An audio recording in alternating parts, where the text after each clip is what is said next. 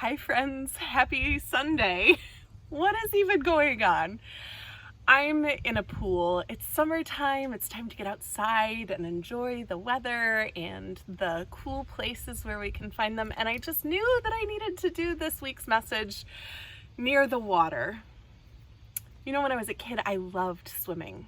My family used to call me a guppy because it didn't matter what kind of water it was. It could be a sprinkler, it could be a pool or a bathtub or a lake. I wanted to be in it. So my parents decided it was really important for me to get swim lessons so that I could be in the water I wanted to be in so badly and still be safe. So for a few summers, when I was an elementary aged kid, I would ride my bike to the public pool and I would have swim lessons. Now my very first swim class was the apples group. We had apples, bananas, cherries, and then we had 3, 4, 5s. I don't understand how that worked out, but that was how they grouped them. In my apples class, the first thing we did was learn how to climb on the pool wall and put our face in and blow bubbles just up to our nose. And then we had to do harder and harder things to pass up into the next class. A few summers later, when I got to my highest class, in order to graduate, I had to go to the diving pool. So we had a pool that had a shallow end that got deeper and deeper and deeper, but then we had a diving pool that was really deep, that was just for diving. It had 2 different diving boards on it, a low one and a high one. And in order to graduate, I had to jump off the high dive. Now, I loved water and I was a strong swimmer at that point. I did not love and still do not love heights. And so I waited and I waited and I waited because I did not want to test out of that class. And finally, my swim coach said, you know, you really just need to do it. You just need to get it done. So the day came that we were all doing our high dive test and I climbed up that really tall ladder and I inched out to the end of the board and I stood there and I panicked.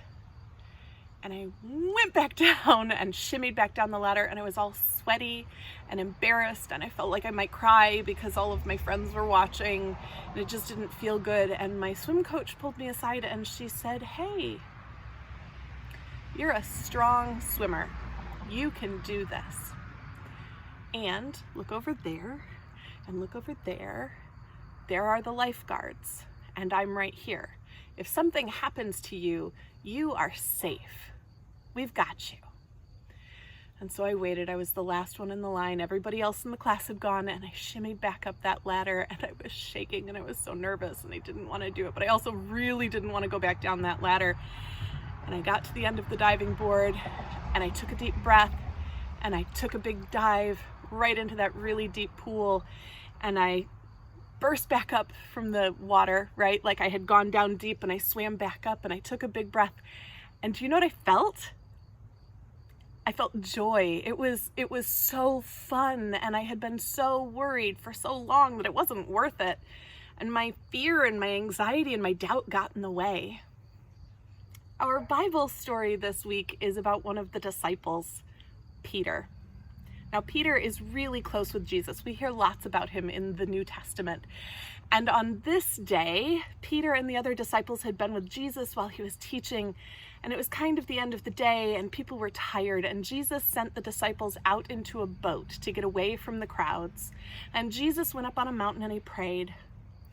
And early in the morning before the sun came up, the boat was out in the middle of the water because the wind had kind of taken it far from shore.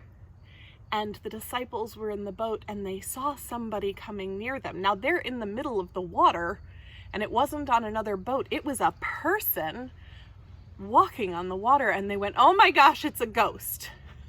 And Jesus said, no, it's me. It's okay. You don't need to be afraid.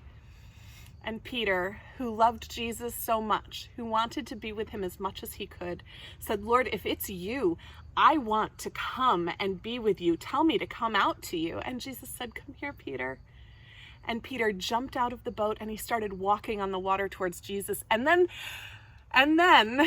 all of a sudden he realized he was walking on water, and that doesn't work. And his fear and his doubt got in the way, and he started to sink in the water, and he cried out to Jesus, and Jesus helped him. And they got back on the boat, and Jesus said, "You of little faith." Because Jesus knew that Peter could do it. It was just his doubt and his fear that got in his way. Just his worries about the way the world works versus the way God works, getting in the way. Now, it's normal to feel scared and anxious and nervous about things, especially if it's the first time you've ever done it. But we almost never have to do scary things by ourselves. God is with us, and the way God works is not the same way the world works. And there are helpers, right? I had lifeguards and swim coaches, and in my life I've had friends and parents and teachers who've wanted to help me do the hard and scary things. So remember this week